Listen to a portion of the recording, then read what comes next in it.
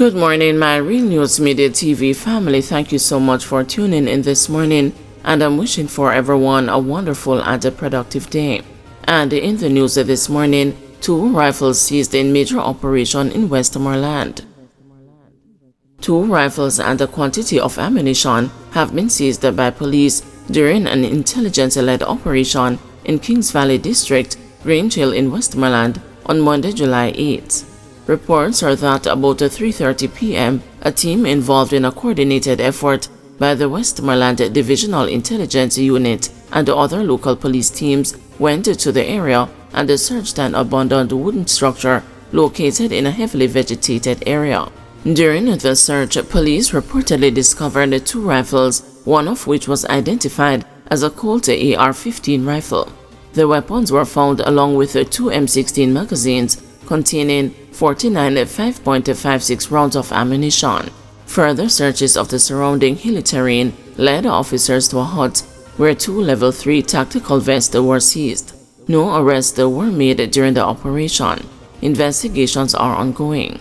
In the meantime, the Westmoreland Police continue to appeal to the public for any information that can assist in their efforts to combat illegal firearms and improve community safety. Meat rot amid a power outage in Trelawney.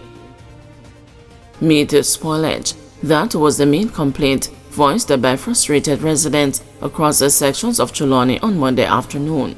The residents all told the news that they have been without electricity since Wednesday, and while they understand the circumstances, they shared that they have been forced to discard of their meat kinds due to the lack of power.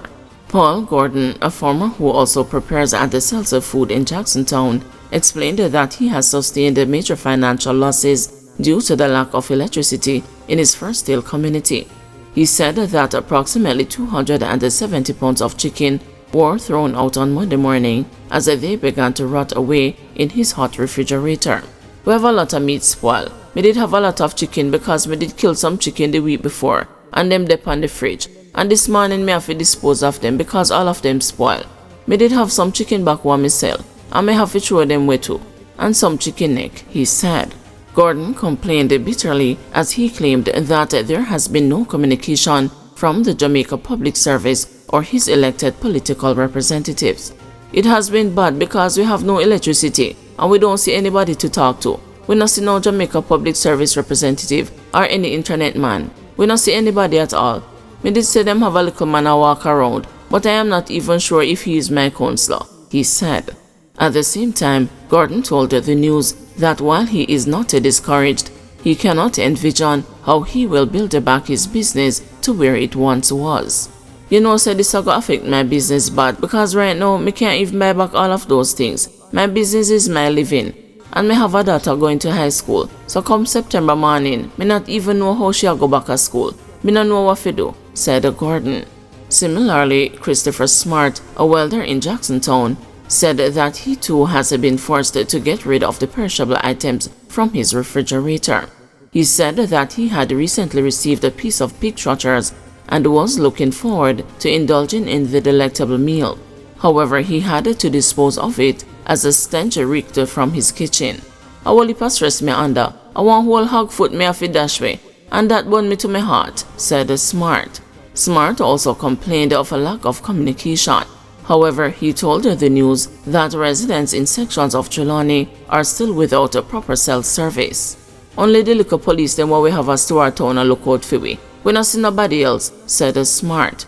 Philip Houghton, another cook shop owner in a nearby community called Bedford, also said that he has been devastated since Wednesday's passing of Hurricane Beryl. In addition to the spoilage of meat and alcoholic beverages, Houghton said that his shop's roof has taken a beating. "The hurricane deal with me away because it took off the roof off of my shop, so me have to get some things and hold it down. Right now, no 5 things them in the shop spoil because me cook and sell, so the meat them spoil," he further complained. "Me sell liquor too, so the one them in the fridge spoil because no light no dey boat." Adelphia struggles with post-hurricane recovery. Residents of Adelphia St. James are lamenting infrastructure damage, power outages, spoiled food, and other ongoing challenges they face in the aftermath of the powerful Category 4 Hurricane Beryl. Across the northwestern parish, recovery efforts continue amid utility outages, disrupted mobile networks, and impassable roads strewn with debris and fallen trees. Wilford Thompson, a 64-year-old resident of Corner Lane in Adelphia, told the news that during the passage of the hurricane, an ackee tree fell on the roof of his veranda and has yet to be removed. "This house now is near 20 years I live here. The ackee tree dropped on the house top and popped down the veranda and took off some of the zinc. So I don't know how this is going to go. Me just need some help to get some zinc to put back on the house because me don't have it right now," Thompson lamented on Monday. "It was only batten up the window them. I even did blow on the house and damage it already, but I never got to fix it, and I had only fixed one of the bedrooms on it," Thompson continued, referencing the 2004 hurricane. "It was me and my wife and our 2 kids staying in our family house nearby, and the other house didn't get any damage. We get back light on Sunday, so we have light now, but no water," he added. On the other hand, Rosalind Duncan, who operates a wholesale a few minutes walk outside of the community square, complained of having to spend approximately $20,000 for gas to power a generator to maintain her business as she is without electricity. "Nothing much happened with Beryl, but the problem is that the electricity went, and until now we no get it back. And I think it is full time because it reached the garage up the road and it reached up to Adelphia Square. It's a generator me have to run and it is costly because the generator is doing 1 5-gallon of gas per day, which is $4,000 a day," the exasperated Duncan explained. "I've lost about 3 dozen Cocoa Bar chocolates, which is $20,000 worth of items," Duncan added. "Also, as long as light isn't here, we don't have water because they tie up the light with the water from the water pumps in. From last week, water did gone." Cookshop operator Maria Paisley, whose a business operator next to Duncan's wholesale, had to scale down her operations since the storm's passage. "I came down and cooked Friday, and I only saw 3 people come inside here. So it is more than a loss that I am going through right now. I had to pack up everything and carry it home. And it was a good amount of money I lost because the price of rice is raised, and I lost the chicken and all those things I cooked," said Paisley. "God is so good that the freezer always keeps frozen, so nothing is spoiled. But if nothing is going on, it don't make any sense I come and open up shop." Works have been ongoing to restore electricity and water in affected sections of St. James, as well as to clear down the trees and the power lines along the Irwin to Adelphia Main Road since the Beryl's passage. A detailed impact assessment concerning the storm's effect on St. James, along with an estimated cost of damages, is expected to be presented by the St. James Municipal Corporation this week. Unusual circumstances surround the forensic analysis in Keith Clark murder trial. A former government forensic analyst on Monday admitted that it was very unusual for her to have been asked to visit Keith Clark's murder scene 5 months after he was fatally shot. The witness, who had served in the post for 33 years and had covered over 100 murder scenes, further shared under cross-examination that it was the first time in her career that she was asked to carry out an investigation and assessment at a scene so late. She further testified that had she visited the scene on the day of the murder or a day after, she would have been able to provide a more comprehensive and accurate analysis. Additionally, the forensic analyst said she was never told whether the scene was protected, and she agreed that the possibility of it being contaminated would have been very high by then. The expert witness was testifying in the Home Circuit Court, where Lance Corporals Greg Tinglin and Odell Buckley, as well as Private Arnold Henry, are on trial for Clark's murder before Justice Dale Palmer. The 63-year-old businessman was shot 21 times at his Kirkland closed St. Andrew home on May 27, 2010, during a police and military operation to apprehend then a fugitive drug lord, Christopher Dudus Koch, and it was not until October that the witness was instructed to visit the scene. King's Counsel's Valerie Nita Robertson and Peter Champagny both questioned the witness about unusual occurrences, including the fact that she was asked to give her opinion on 3 propositions about the position Clark was in when he was killed.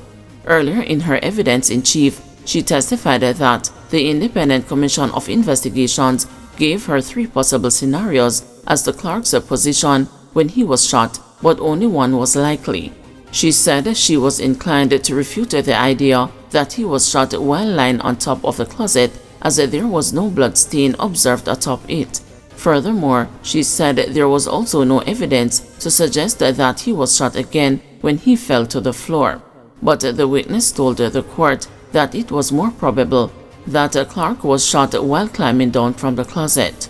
Additionally, she said that the blood spatter on some pieces of clothing inside the closet and the eastern back wall of the closet suggested that Clark could have been injured while in an upright position.